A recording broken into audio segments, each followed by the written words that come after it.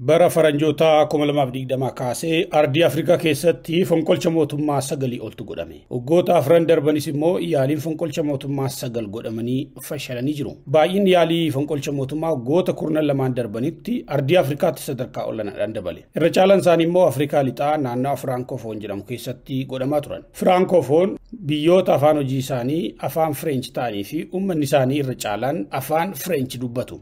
Hedduun biyyoota kanneenii asiin dura gita bittaa yookiin kolonii French warra turani. Maalii keessatti ji'oota 9 keessatti yaalii fonqolcha mootummaa 2tu godhame. Niger keessatti ji'a 8 keessatti allama. Burkina Faso, Guinea fi Gabon biyyoota dambalii fonqolcha mootummaatiin rurrukutamaa turani. Chad keessatti akkasumas Sudaanitti waraana sukkanneessaa gidduudhaan yaaliin fonqolcha mootummaa godhamee jira. Ameerikaan gochaawwan kanneen mormuudhaan Hooggantoonni biyyoota fonqolchaan mootummaa garagalchanii akka kora bulchitoota Afrikaa Ameerikaa irratti hin hirmaanne yoo uggurtu Raashiyaa, Saawudi Arabiyaa fi Chaayinaan kora akkanaa ofii bulchitoota Afrikaa itti waaman irratti simatanii jiru. Gamtaan Afrikaatis biyyoonni fonqolcha mootummaa godhan filannoo durataa gamtaa Afrikaa ittaana durataa fi komishineroota jaarratti akka hin hirmaanne ugguree jira.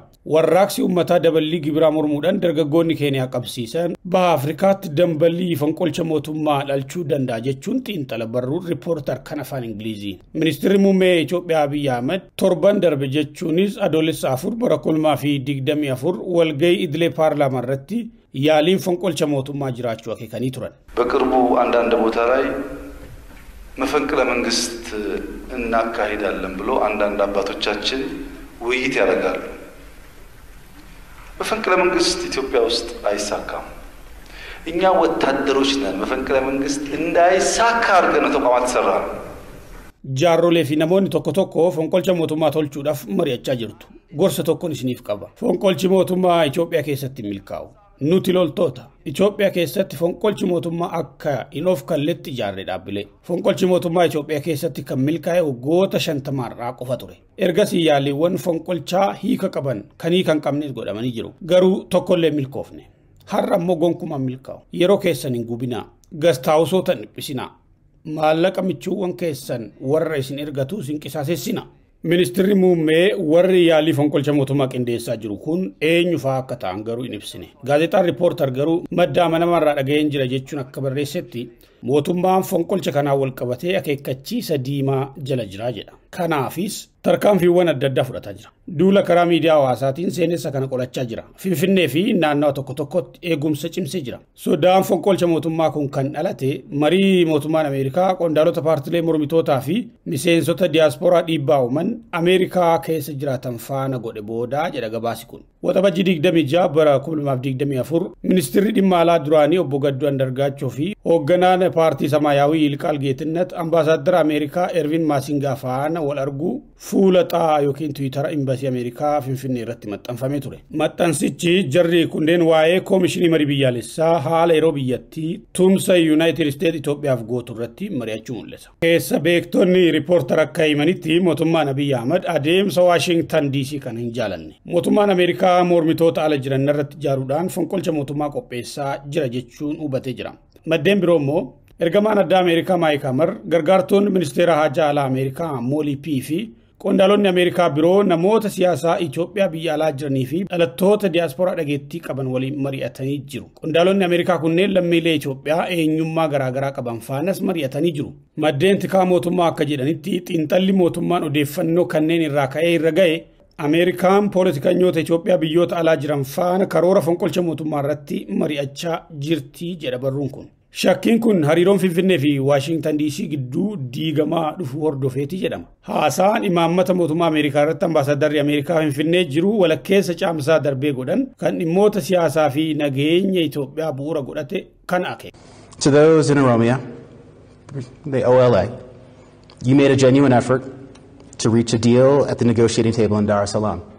Isin warri Oromiyaa keessa lolaa jirtan waraanni bilisummaa Oromoo gaaddisa marii Daar es Salaam irratti waliigaltee irra ga'uudhaaf dhugaadhaan tattaaffii gootanii jirtu. Ammas abdiin kutina. Walamantaa uumuudhaaf tattaaffii keessan jabeessa. nageenya deeggarsa uummata bal'aa qabu mirkaneessuuf kutannoon hojii keessan itti fufaa jedhan ambaasaddar Masingaan. Warri naannoo Amaaraa keessaa lolaa jirtan kanneen faannoo jechuun of waamtan maaloo marii diduun keessan isinumaafuu faayidaa hin qabu jedhan. Ministeerri muummee Abiy Ahmed mootummaan hidhattoota faana mari'achuuf waamicha itti fufee jira jedhan paarlaamaa darbe irratti. Rakkoon kan jiru hidhattoota bira jechuudhaanis dubbatanii turan. Hidhattoonni dhiphoodha. Isaan mootummaatti quba qabu malee ofii isaanii ilaalcha Itoophiyaa madaaluu hin qaban. Fonqolchi mootummaa milkaa'uu hin jiru. Hidhattoonni naannolee Oromiyaa fi Amaaraa keessaa osoo mootummaa fonqolchuutti milkaa'anii illee Itoophiyaa diigu. Fonqolchi mootummaa Itoophiyaa keessatti milkaa'u yoo jiraate ka Itoophiyaa akka Suudaan bittinsu ta'a jedhan. Ajandaa mariiwwan araaraa darbe irratti hidhattoonni waa'ee mootummaa ce'umsaa kaasanii turan. Ministeerri muummee Abiy Ahmed waltajjii marii biyyaalessaa Finfinneetti caamsaa darbe eegalee irratti mootummaa ce'umsaa wanni jedhamu Itoophiyaa keessatti yaadamu jechuun isaanii ni yaadatama. አንዳንድ ጊዜ ሐሳቦች ከግራ ከቀኝ ይነሳሉ። ለምሳሌ የሽግግር መንግስት የሚል ሐሳብ ይነሳል። ኢትዮጵያ ውስጥ ከእንግዲህ በኋላ የሽግግር መንግስት አይኖርም። ኢትዮጵያ ውስጥ የሚኖረው በምርጫ የተመረጠ መንግስት ብቻ ነው። በህዝብ ውሳኔ የተመረጠ መንግስት ብቻ ነው። ለምን እንኳን እንደ እድርና ቁብ ሰብሰብ ብለን ተውትና አሁን ባለንበት ቁመናም ጠንክረን የምናስበው መከወን ችግር ሆኗል።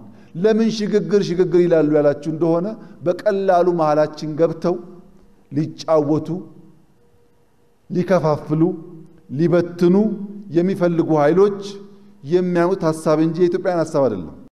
Maddeen riippoortar yaada dimshaashaa mormitoonni siyaasaa fi hidhattoonni fonqolcha mootummaa karoorsaa jiraachuu isaanii raga'an.